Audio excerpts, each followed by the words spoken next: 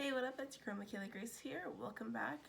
So I'm a little sick right now, so just like fair warning, sorry about that. I brought here today because I have a theory. And that theory is about High School Musical 2. Forgive me if I'm looking at my notes. I haven't really gone through this. I haven't really had time, but we're just gonna talk about this, okay? So, this is a theory that Chad Danworth,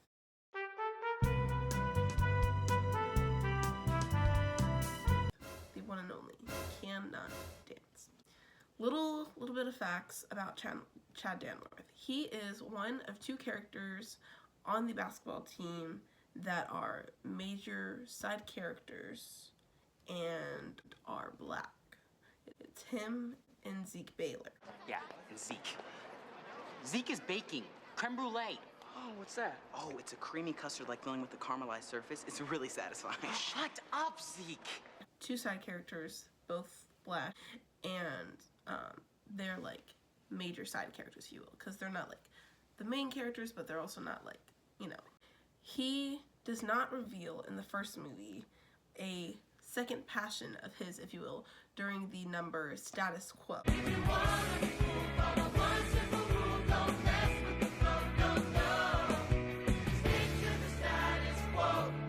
Then we find out in High School Musical 2 that he allegedly doesn't dance, okay? Now, I want to be clear about these verbs because it's not that he can't dance, that they say. It's that he doesn't dance. But the question is, can he dance? Because Chad says he doesn't dance. So, does he not dance because he cannot do it? Or is there another reason? So, as we were. So, if you look at it, you know, from a viewer perspective, he does in fact perform several dance scenes in the first and second movie leading up to the number I Don't Dance, which are Get Your Head in the Game, Stick to the Status Quo,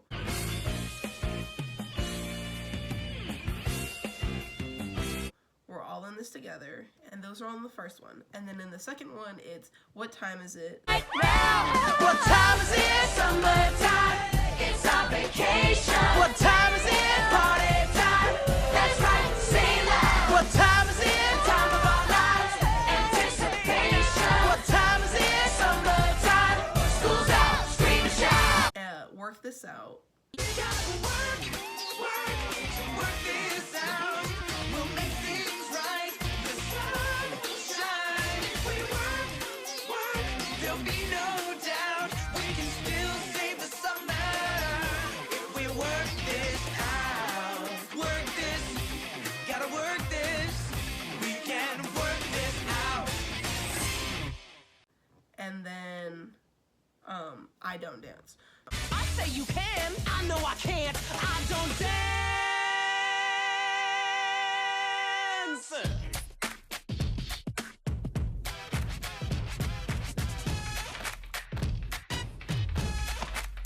You can do it.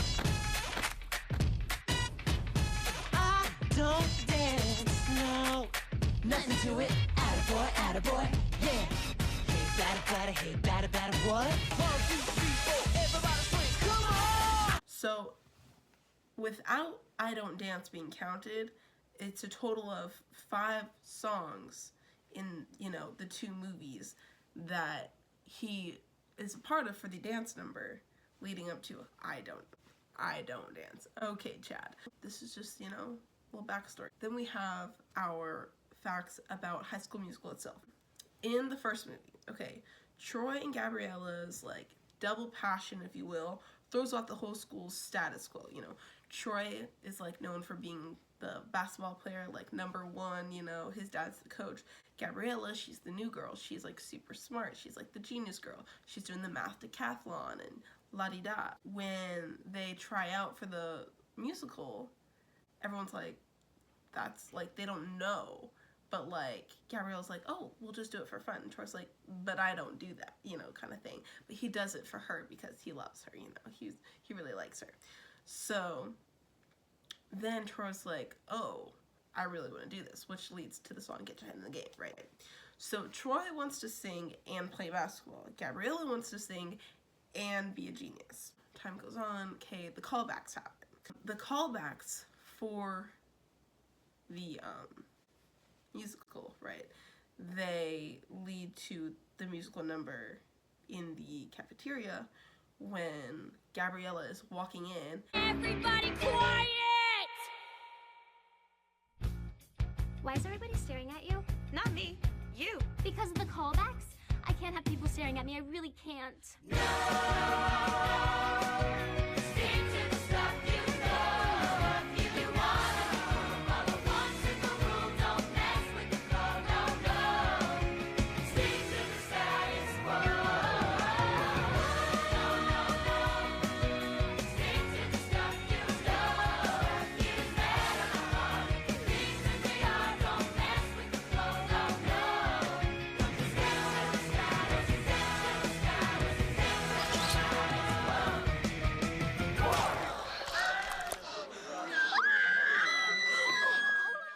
The callbacks are, lead to the musical number because Zeke opens it up and he's like, Well, if Troy can tell his secret, then I can tell mine. I bake. What? I love to bake. Strudel, scones, even apple pan dowdy. Not another sound. Someday, I hope to make the perfect creme brulee. him along with some other key side characters and some random kids like the one who's talking about his cello, they start to express how they feel because of what Troy's doing. They feel they can be open about their secret passions, their secret life, if you will. As I said, one of these characters is Zeke, and Zeke is on the basketball team with Chad and Troy. Zeke loves to bake. This number allows us to believe that the majority of East High students feel they're living two lives, hypothetically, whatever, okay? So, however, there are some people who don't feel this way. Obviously, Sharpay and her brother Ryan. This is not what I want. This is not what I planned. And I just gotta say, I do not understand. Something's not right. Really wrong. Taylor McCassie, she also doesn't really feel this way. I can't remember. I want to say she's on the cheer team, but at the same time I don't remember. We know that she's also like a smart kid, and she's Gabriella's best friend, her, Gabriella, Kelsey, and Martha are the smart girls, but they do other cute stuff too, So this number allows us to believe that everyone but Ryan, Sharpay, Taylor, and Chad do not lead two lives, because they are some of the key characters that do not, want to hear, they're like, oh, no, this is messing up the system kind of thing, So Ryan is a theater kid, him and Sharpay, because they grew up that way. Also Kelsey, who's kind of Sharpay's minion, but not. So she's not mad about the status quo, but she doesn't lead another life. Whereas Ryan, Sharpay, Taylor, and Chad do seem kind of mad about Gabriella and Troy messing up the whole system. Taylor, she's a genius and she does cheer, and then Chad, he does basketball. We don't know of anything else that he does. He does sports. He's that kid. He's a jock, right? So then we have High School Musical 2, okay? The whole reason the movie happens is because the Evans family, Ryan and Sharpay's parents own and run the Albuquerque Country Club, and Sharpay invites Troy to work there for the summer to see him more, because she is not getting the hint that him and Gabriella are together. And this happens around the time of the Tea for Troy scene, famous tea for Troy, okay, everyone else. So Troy's like, yeah, that sounds fun. Well, little does Sharpay know, up until the whole fabulous number, she's like, I want fabulous, bigger, better, and best to help her get along. Foreshadow, because who walks in at the end of her number Troy and, you know, the whole gang. So he brings everyone along to work there as well, which she's mad about, but, like, he's like, I didn't think it was a big deal because, like, he's not on her page, you know. So the Albuquerque Country Club is having its annual talent show, and it's kind of like the whole premise of, like, the songs and, like, theater part of the movie, right? So Sharpay wants to do a number with Troy. That's, like, all she's wanted to do since he started, like, doing theater, you know, because she was like, oh, he can sing, and he's cute, and he does basketball. Okay. So she wants to do a musical number with Troy. And then he's like, okay, sure, like, I guess, like, that's fine. Well, then Kelsey wants Troy and Gabriella to do a number, but Troy and Gabriella didn't really plan on doing that in the beginning. Like, they were just gonna work and, like, have a good summer, hang with their friends, you know, get to know each other. And so then Kelsey and Ryan end up, you know, Ryan, he wants the whole, like, crew, if you will, to do, like, a big, like, number in the talent show together, just for, like, good old times. He's kind of tired at this point of Sharpay's crap, and so is Kelsey.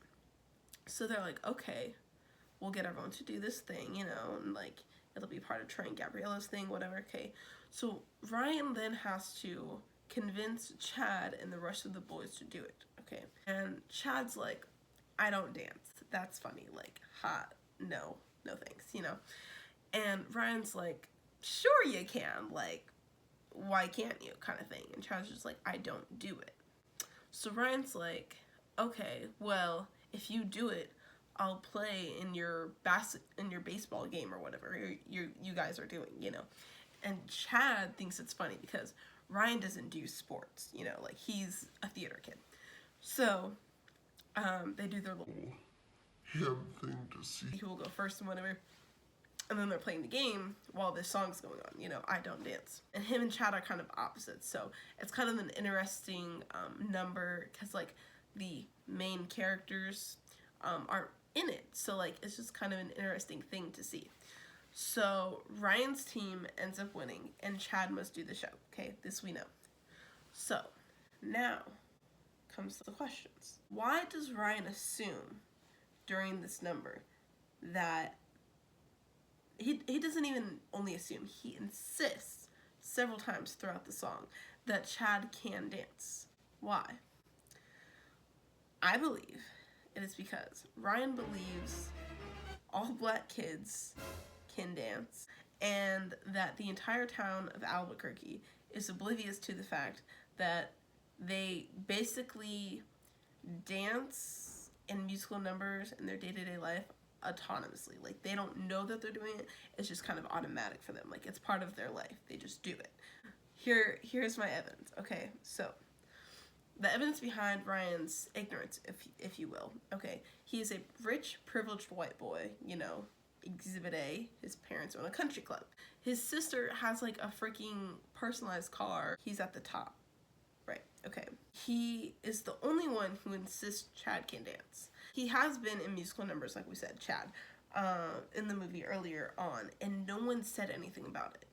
So it's like, Ryan's the only one saying something. No one else is saying anything. Because it's not like, didn't you do that whole number last year, you know, this past school year? Or whatever. No, you know, no one's saying these things. You could say that it's because of the whole movie plotline, right?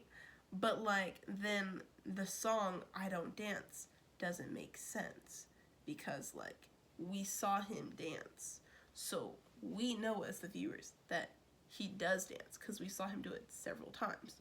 You can't sit here and say you don't dance when we just saw you do, like, 12 numbers, you know?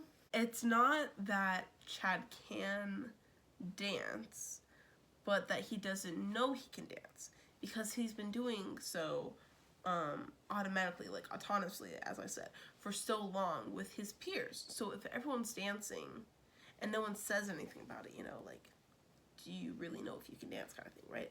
The evidence I have behind, you know, their whole musical town, if you will. In the beginning of High School Musical 2, the whole school sings and dances in the number, What Time Is It? What time is it? Summertime. It's our vacation. What time is it? Party time. That's right, say it loud. they kind of just like end the number.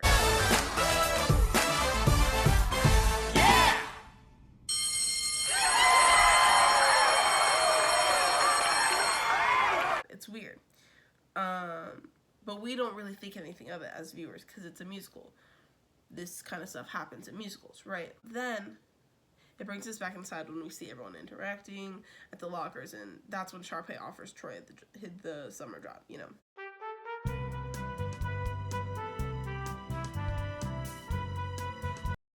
So then, my second point of evidence is no one ever mentions, like I said earlier, other than the audience, right? Like, that's been a big thing over the years. Like, Chad can't dance, but we just saw him kind of thing, you know?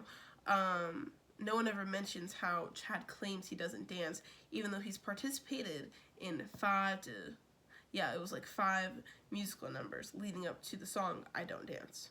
As you can see, it is not that Chad can dance or cannot, but that he doesn't know he can dance because he's been doing it automatically basically his whole life. And after this number, you know, it like adds up because like, oh, like, you know, he's dancing, yada yada, like now he can dance all of a sudden because Ryan showed him the way, sort of thing, right? But other than that, it's like, you know.